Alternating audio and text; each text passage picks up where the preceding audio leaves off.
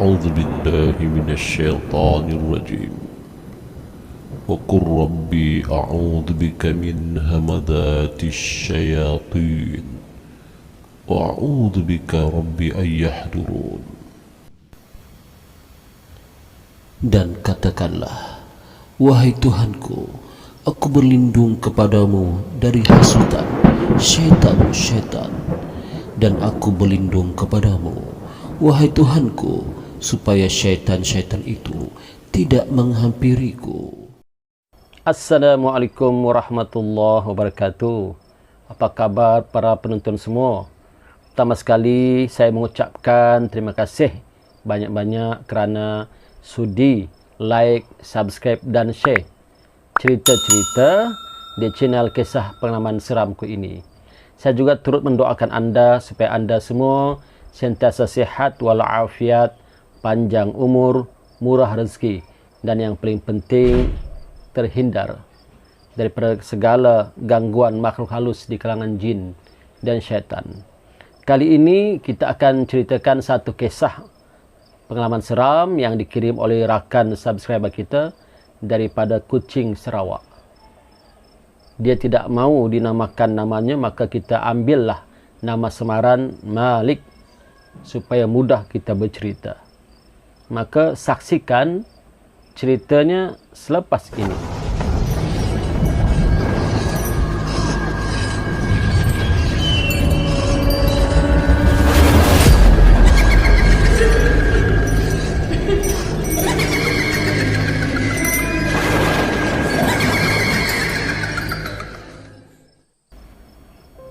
Kisah ini berlaku tahun 2021 ketika Malaysia dalam keadaan PKP.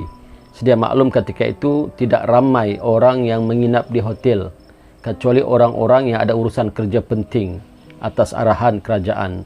Maka Cik Malik ini datang dari Sarawak ke Sabah atas urusan kerja. Maka menginap di ada satu hotel yang berada tepi laut di kawasan Kota Kinabalu. Kalau kita lihat hotel ini katanya memang cantik pemandangannya. Cantik pemandangan di luar, di pantai ketika malam. Bahkan bilik hotel itu sendiri cantik. Ya, kira tip top lah. Memang pun cantik. Cuma Cik Malik ini tempah bilik single. Kebetulan dia pun datang seorang diri daripada Sarawak. Maka menginaplah dia satu bilik ya di hotel itu. Sesampai dia di hotel itu, pendek cerita, maka seperti biasa orang keletihan. Pertama sekali yang dicari adalah kamar mandi. Kamar mandi untuk membersihkan diri, buang hajat. Tiba-tiba dia tak perasan kamar mandinya terbuka. Dia pun heranlah sambil berkata dalam hatinya, aku tutup rasanya tadi, tapi kenapa tiba-tiba terbuka? Mungkin dia kata ini mungkin dia lupa tutup barangkali. Iyalah. Maka dia pun terus meneruskan mandi, dan selesai mandi bersiap untuk pergi ke bawah ya, dan pergi ke sekitar Kota Kinabalu untuk mencari makan lah malam kan, dia nak makan apa semua. Maka sebelum itu dia tutuplah pintu bilik mandi, pintu almari. Kemudian dia pun terus ke bawah. Sekitar hotel itu banyak kedai-kedai makan.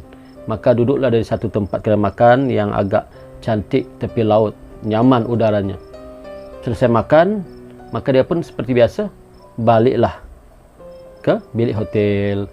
Sesampai dia ke bilik hotel, sekali lagi dia terkejut. Kenapa terkejut? Kerana katanya tiba-tiba saja ya, bilik mandi tadi yang telah dia tutup terbuka. Dia kata, tadi aku turun ke bawah, bilik mandi ini aku tutup, mengapa terbuka? Dia pun, mungkin aku lupa barangkali. Sekali lagi dia sangka baik pada dirinya sendiri. Sambil itu dia pun terus baring di atas katil sambil menonton TV. Tiba-tiba saja ya, dia terdengar seperti bilik mandi tadi yang telah pintu dia tutup semula, seperti ada orang mandi di dalam. Ya, air hidup. Bunyi air menitis. Ya, bunyi air menitis seperti ada orang mandi. Tapi tak dengar suara. Dalam keadaan dia begitu, dia pun cubalah buka ya bilik mandi itu. Mungkin katanya barangkali aku lupa matikan air ni. Maka dia pun buka. Tetapi alangkah terkejutnya dia kerana pintu bilik mandi itu tak boleh dibuka, keras, terkunci dari dalam. Nah, kata Cik Malik, habislah kalau terkunci. Air dalam tu menitis, banjirlah hotel ni.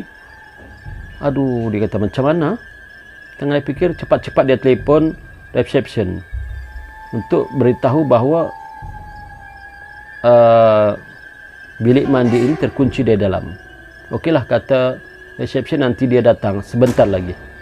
Sambil-sambil itu dia pun rasa macam mula seram lah. Tiba-tiba bulu rumahnya menegak. Sambil-sambil itu dia pun bacalah beberapa surah yang dia ingat. Dia baca berulang-ulang dan dia ketuk pintu tu. Ketuk pintu, tiba-tiba terdengar suara dari dalam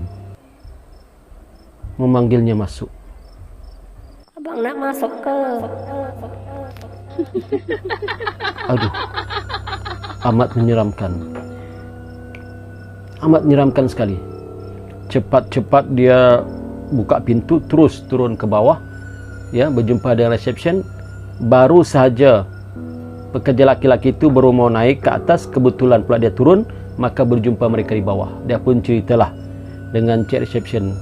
Katanya bilik itu berhantulah. Bilik itu berhantulah, saya tak tahanlah. Kata cik reception, tak apa cik, kita periksa dulu. Sambil cik reception tersenyum, kemungkinan barangkali dia kata laki-laki ni bergurau lah.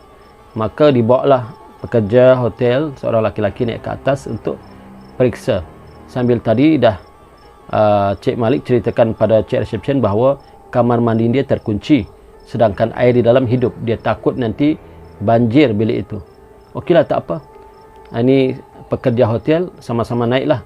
Maka naiklah Cik Malik dengan pekerja hotel itu ke bilik tersebut, ya, bilik hotel. Sampai di bilik itu, alangkah terkejutnya lagi Cik Malik dengan staf hotel itu.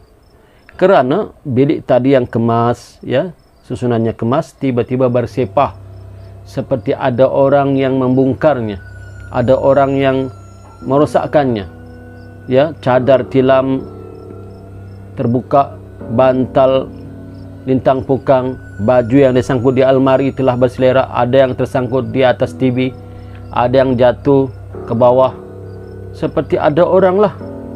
Bahkan nota-nota catitannya pun yang dia tulis di atas meja pun berselerak. Aduh, kata Cik Malik, siapalah punya kerja ni? Dalam keadaan itu Cik Malik pun mengemaslah barang-barang pakaiannya, bajunya, dan juga alat-alat tulisnya, kertasnya, masukkan kemas.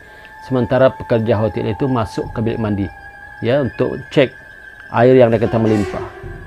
Bila dibuka oleh pekerja hotel, mudah saja, tak pun terkunci. Bila masuk ke bilik mandi itu, tak ada pun air yang hidup dan tak ada pun air yang melimpah. Tapi ada satu yang memeranjatkan pekerja hotel ini. Kerana ada satu tulisan di dinding hotel itu, tulisan dakwat merah seperti darah. Satu ayat yang tertulis di dinding itu. Segera pekerja hotel itu panggil Cik Malik. Bang, sini bang. Maka Cik Malik pun datang. Kenapa? Cuba lihat bang. Sekali lagi Cik Malik terperanjat. Kerana tertulis di dinding itu satu ayat Q-A-L-U-A-R keluar dengan satu tanda seru di hujungnya. Masya Allah, kata Cik Malik tanpa berlengah lagi. Cepat-cepat dia mengambil segala pakaiannya yang telah dikemaskan tadi. Terus dia turun ke bawah bersama dengan pekerja hotel. Tengah mereka nak turun ke bawah itu, terdengarlah satu jeritan suara yang mengilai seperti kunti lah daripada bilik hotel itu, yang amat menyeramkan. Ya, sampai di bawah mereka pun ceritakanlah dari A sampai Z kepada cik reception tadi. Barulah cik reception tu percaya kisah itu adalah kisah betul. Di bilik itu memang bilik berhantu.